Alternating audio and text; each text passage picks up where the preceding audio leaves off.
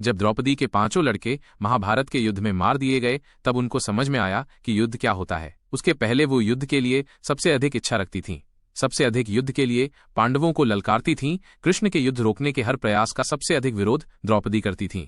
महाभारत युद्ध को हर कीमत पर रोकने के लिए कृष्ण सभी तरह का प्रयास कर रहे थे। जो लोग कृष्ण के युद्ध रोकने के प्रयासों का सबसे अधिक विरोध कर रहे थे उसमें द्रौपदी पहले नंबर थीं। जब युद्ध रोकने या समझौते की कोई बात शुरू होती वो कहती कि मेरे इन खुले बालों का क्या होगा। जो दुशासन के रक्त के प्यासे हैं वो कहती भीम की उस प्रतिज्ञा का क्या होगा जो उन्होंने दुर्योधन की जंघा तोड़ने के लिए लिया है। उस कर्ण को मैं जीवित कैसे देख सकती हूँ जिसने मुझे वेश्या कहा। कृष्ण हर बार उन्हें डांटते हुए कहते कि तुम्हारे खुले बाल, तुम्हारे बदले की भावना, दुशासन का रक्त, तुम्हारे मन की शांति के लिए दुर्योधन की टूटी जंघा और कर्ण की हत्या तक युद्ध सीमित नहीं है।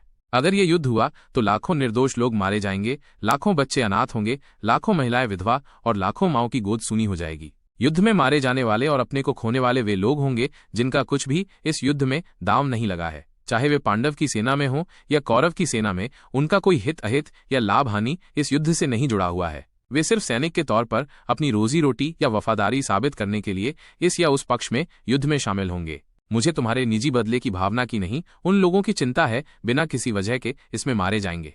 कृष्ण के सारे प्रयास असफल हुए और महाभारत का युद्ध हुआ। लाखों लोग मारे गए। युद्ध के अंतिम दौर में द्रौपदी के पांचों लड़के एक साथ मारे गए। सुभद्रा का लड़का अभिमन्यु पहले ही मारा जा चुका था। जब अपने पांचों बच्चों के मारे जाने पर द्रौपदी विलखने लगी तब कृष्ण ने कहा, तुम तो हर हालात में युद्ध चाहती थी, युद्ध रोकने के हर प्रयास का सबसे अधिक विरोध कर रही थी, हर तरह से शांति की किसी भी कोशिश के खिलाफ थी। अब क्यों विलख रही हो?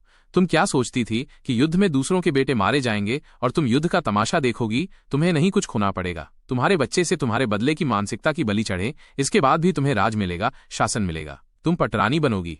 उनके बारे में भी तनिक विचार करो जिन्होंने अपने बेटों, पतियों, भाइयों और पिता को अकारण खो दिया, जिन्हें इस युद्ध से कुछ नहीं मिला, जिनका इस युद्ध से कोई लेना देना नहीं था। दोस्तों, युद्ध के लिए ललकारने वालों को तब तक युद्ध की कीमत नहीं पता चलती जब तक कि इस युद्ध की बलिवेदी पर उनके अपने नहीं चढ़ते हैं, द्रौपदी की तरह। अगर आपको ये वीडियो पसंद आया हो तो वीडियो को लाइक करें और चैनल को सब्सक्राइब करें। धन्यवाद।